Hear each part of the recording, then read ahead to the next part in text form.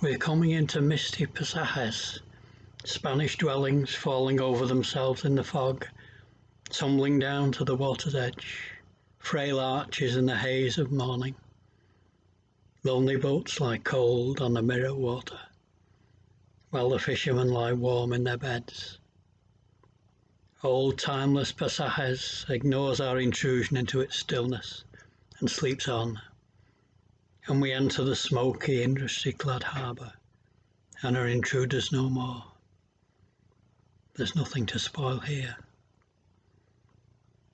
Straight through customs with my British passport, ready smile and almost complete lack of luggage. Anything to declare, sir? Soup. Hey up, Miguel. Over here. 4 helpings of illegal thick pea.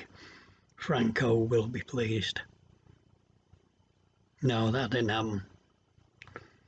Straight through, over the railway, and off down the road towards San Sebastian. Me and the 3 girls and 2 couples thumbing without much hope at the 7:30 Grand Prix to work. And the people off the boat, friendly enough when imprisoned at sea with you, but they're not having you on their family holiday, which is reasonable enough. For a hitchhiker, I walk a lot. I don't like the idea of standing still at the roadside. I must move, see things, reach the next road junction, the next village, the other end of town. So I move and reach the beginnings of San Sebastian. And there's a lot of it. Then a beach. The sun's shining and I walk on. Eventually, a sign. Madrid, Bilbao. To the left. Then right. Then left. Then left again. Then right. And I reach the beginning of the motorways to Madrid and Bilbao. My first lift is a small Renault van going halfway to Bilbao. The weather's fine, the hills magnificent, green and rolling. He leaves me at the motorway exit. The technique of hitching on Spanish motorways is like that in Italy and France. You stand just before the toll booths. After about an hour, I learnt the other similarity between French and Spanish motorways. People don't use them much. They take just enough traffic to make the old roads easy to drive on, and still free. So it's back to conventional roads and I start walking again. For a long time. At 12:30, an old van stops and takes me to a small village near Durango, where I stop and make some soup, sat on a clump of rocks above a large, small holding. Or is it a small, large holding? Back to the road, and a quick lift in a long wheelbase Land Rover to Bilbao. The driver points me in the direction of Madrid and I start walking. And nobody stops. And I walk. And nobody stops. And I walk. And the afternoon ends, and the night is cold. Then a new white Renault stops. The driver says he's only going a few kilometres, but I get in. A, it's easier than walking. B, it's warmer. And C, they always underestimate. And he goes as far as Yodio. I walk to the next village before I find another suitable stopping place, but no one does. But there are friendly kids about and life isn't so terrible. The only terrible thing is that a whole day is gone and I'm barely 2 paces from San Sebastian. While walking in the village I saw orchards and a small group of chaotic apple trees in long grass. A potential bed, should I be here at bedtime. And it's bedtime, and here I am. And it's a nice bed, comfortable, hidden in long grass and well provided with apples. Juicy, and a large bowl of beef and tomato soup. And it's a lovely night. If only I was a few hundred miles further south. Morning, 6:30. An apple for breakfast, and on the road quickly to see if the early morning Spaniard's a friendly one. And after half an hour, he is. And it's a decent lift to Burgos. That's halfway to Madrid, and back on the main road from France, which may have been a better prospect after all. He's a small round man with glasses, a suit, and a small olive green Seat. We drive on through pleasant countryside for some time. Then we come round a bend, and suddenly there's a great plain with a huge cliff at the other side of it. We descend to a main road and the Ebro, and feel the majesty that big rivers have even in their upper reaches. They're born noble. And on we go to a cafe, where my chauffeur buys us both huge veal burgers of long continental bread and a claret apiece. When my veal burger's 1/3 gone, his has disappeared. "Have another claret to help it down," says he in Spanish. "Gracias." It doesn't help it down, but it's very nice. My chauffeur gets it wrapped up so I can finish it later, and on we go again into Burgos. And out again. And on for perhaps 20 minutes. Then he turns off to the left to Salas de los Infantes, which I believe is Spanish for sale of lost infants. They have one in Southport after bank holidays. Still, I'm on a good, straight, wide road. I won't be waiting long. Will I? 3 hours. 3 cold, freezing, windy hours on the high plateau. I start walking and the road goes on forever. Cold gets colder. And after 3 hours, someone stops. He's going to Madrid. Halfway to Africa and I'm getting somewhere. So he takes me first to Aranda de Duero for a meal. The third restaurant we visit is serving food. He orders quickly. I don't. I can't tell sausage from custard in Spanish. However, I can order soup, because consommé is pretty self-explanatory. And huevos fritas is either egg and chips or just fried egg. Either way I can eat it. It's fried egg, and I eat it. And on we go, all the way to Madrid. Madrid's a large place with large buildings, with style and a fair amount of parkland, and a metro. My lift takes me close to the town centre and it's about 7 p.m. It's beginning to get dark. I want to photograph a bit of railway before it gets too dark and then get out of town in time for bed. I get out of the car and find a metro station with a metro map above the steps. 3 Spaniards are consulting it, or rather, one is reciting the map to the other 2. He's considering every possible destination. It doesn't matter that you don't want to go to the opera. He's going to tell you how you could get there in case you ever want to, and by every possible route. The light's fading and he talks on. They only wanted to travel 5 stations. They could have walked it by now. Finally, they go and I look at the map. 10 seconds and I'm down at the ticket office. A quick look at the price list and it's 5 pesetas for any distance. Just like the Paris metro, but even cheaper. I change at the opera for the North station. A young Spanish lad guesses I'm English. Perhaps it shines out of my ears. We establish French as a common language and he directs me to my destination. I don't need helping around railways, but it's a good gesture, and we're both happier for it. Nothing like making a good gesture for cheering you up. That's what I always say. And then on my way.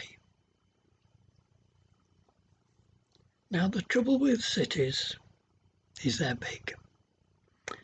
You might not think Manchester's exactly gigantic, but try walking out of it. I got the metro to the beginnings of the main road south. Then I walked and walked and walked, and it was hot. I was carrying everything in my sleeping bag, slung Santa fashion over my shoulder, and I walked on and on and on. By 11 p.m, I reached a military establishment and talked with a policeman on duty there about England and his family and the weather. There were a lot of military establishments in Spain. Soldiers were very much in evidence, but not, at least it appears not, of necessity. Whether or not people were happy with the regime, its presence seemed accepted. Time for a slurp.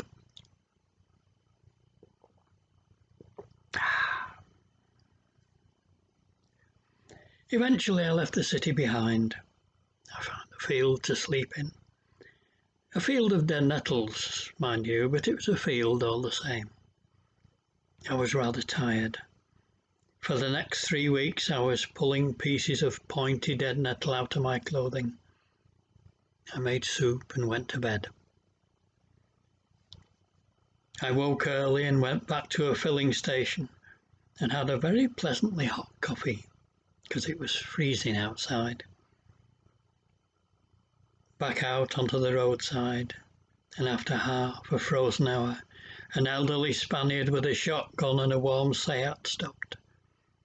He took me a few kilometres, which warmed me up a bit, then let me out into the frozen outdoors again. And a young lad in another Seat stopped. "I'm only going as far as Aranjuez," he said in Spanish. "You really want to lift for that little bit?" Amazing how he can understand people without knowing a word of the language. And a frozen hitchhiker's grateful for any lift, however short. Half an hour later, I'm in the large, empty square of Aranjuez. The chill of early morning's gone, and it's now just a cold day, and a small dappled dog runs up to me. I like dogs. Dogs are reliable, friendly, selfless creatures. This one bit me, and my sleeping bag. Playful little sod. And after a long time I got a lift to Puerto Lapice, and there I had mushroom soup and watched a Spanish wedding. I didn't get a lift for 4 hours and walked until I came to a vineyard. It was almost grapeless, but I did my best with what was on offer and rushed back to the road whenever a car appeared. Finally a white Mercedes took me by surprise and stopped. "Andalusia?" I lisped. "Yes, but which bit?" "We're going to Malaga." "That'll do me." There were 2 Spanish lads from Malaga returning from holiday in France, and so French was our common tongue. We got on well. They paid for drinks, and I drank them. La Mancha flew by, and a dozen stone Quixotes saluted me and my bottle of wine. We reached Bailen, home of fine pottery. I've had some enjoyable time in clay pits. Night falls. The road begins to twist and climb. Andalusia, a bit of Spain worth seeing. And it's dark. Bugger. But you can't ditch a lift like this, not in Spain, not when it's Africa you want to see. The road twists and falls, and rooftops are dimly visible below. High-end, and music, and bright lights. It's a fiesta for St. Lucas, the patron saint of headlamps, and a huge fair. Posters proclaim it to be a circus from Brussels, and you'd like the time to stop and see and enjoy. But if you get out here, you could spend days just reaching Malaga instead of getting there tonight. Then Granada. You must see Granada, say all the books on the subject. I didn't. Not so you'd notice. And the well-known Sierra Nevada was but a dark shadow over there somewhere. And on we went through the twisting darkness. An Arab driver in front slowed us down and we couldn't pass in safety because he had this disturbing habit of switching unannounced to the left-hand side of the road. Thinks he's a roast beef, said my driver amiably. Late and tired, we arrived in Malaga. Not a place of outstanding beauty, but they said it was the best place in the world, and I know what they mean. Immediately I got a lift out to Torremolinos. I'm attracted by large neon signs proclaiming chips, but the prices repelled me, and it takes a lot to put me off chips. When at the seaside, the beach is a place to sleep, even if it's private, even if it's concrete, which it was. So I wandered down past the enormous hotels to a marina. It was about 1 a.m. and the lights were going out. The marina was deserted, motionless save for the unending up and downing of the boats. The office was in darkness and the large neon sign turned off. I walked down towards the water to find a secluded sleeping place. Click. Click? What is this? Click.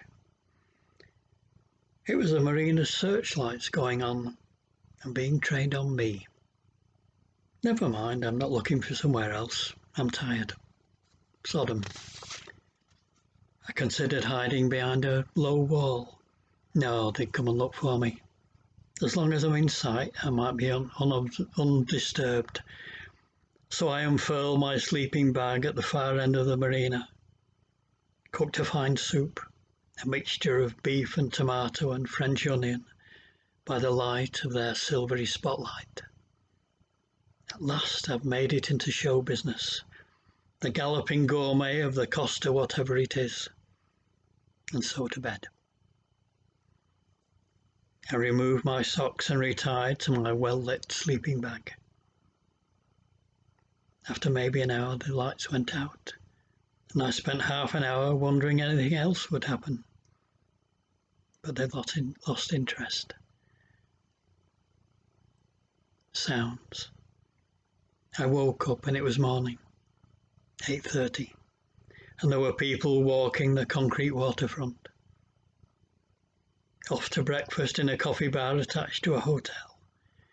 Prices are double those in the part of Spain the Spanish use. Then back on the road with no great enthusiasm. It's like trying to hitch a lift on Blackpool Prom. Furthermore, it's hot. And the sea's wet and blue and I wanted to get into it and just sort of lie there. So I sort of did. Heedless of the effect on marine life of the Western Mediterranean. Jesus Christ, it's cold. And I leapt out. The marine life of the world breathed again. I dressed and returned to the road. After a long time, a young couple in a battered Renault stopped and gave me a lift to Fuengirola, which isn't far. Beyond the town, by the public rubbish tip, was a spot suitable for thumbing lifts. And after 20 minutes or so, a Peugeot 504 stopped. A French international playboy with dark glasses, silk scarf, and knowledge of things worldly. And a nice lad. He's driving to Algeciras and then from Ceuta to Casablanca to see friends. I explained that I'm going that way, but I'd like to take a look at Gibraltar first, if it's possible. He says it is, and he'll put me down at San Roque, from whence people go into Gibraltar to work. We travelled a few kilometres and picked up another hitchhiker, also French, and aiming to cross the Sahara. Our driver's glancing anxiously at his temperature gauge. Sometimes it's near boiling, sometimes cool. Should he stop? Shouldn't he? Eventually he pulls into a garage, gets out of the car and opens the bonnet. Moments later he reappears, covered in bright pink antifreeze blotches. We refill the radiator with water and go on our way. At San Roque I dismount and point myself at Gibraltar. After about half an hour, two Canadians in a Swiss-registered Ford Corsair give me a lift through La Linea to a fence marking the frontier. 30 yards apart, neighbours shout through the barbed wire of two nations and have done so for 5 years. Spain had closed Gibraltar, as they do from time to time. The only entry from Spain is by ferry from Algeciras, because Ceuta is Spanish. The ferries go from Algeciras. In La Linea, a young Arab rides his bicycle alongside our Ford and asks if we want to buy tape recorders, radios, wine, a 3-piece suite, his granny or the cat or anything else available. Making money's an old Arab pastime, as it is for many other people. We return to Algeciras. I'd like to return home by Italy, which I know, like and find good for travelling. The two Canadians have roughly the same route planned out, but I don't really want to spend an entire holiday relying on the same people, and they may well have the same idea about me. In any case, I leave them there. For dinner I have a traditional Spanish meal of tortilla and chips with a half bottle of Valdepeñas, and return tipsy to see the town. I find a colourful square full of Moorish mosaic to photograph. I buy my ferry ticket to Ceuta for just over 100 pesetas, and I decide to celebrate the end of Spain with a little impromptu celebration, eaten with my legs dangling over the harbour wall in the warm sunshine. Life is good, and I'm going to Africa. And that big rock over there really is Gibraltar. I'm really here in this strange land, going on to stranger lands. I've been set down in a dream, in a miracle of foreign tongues, foreign lands. Evening. The ferry sails, decked with fairy lights, and the lights of Spain shine smaller with every minute.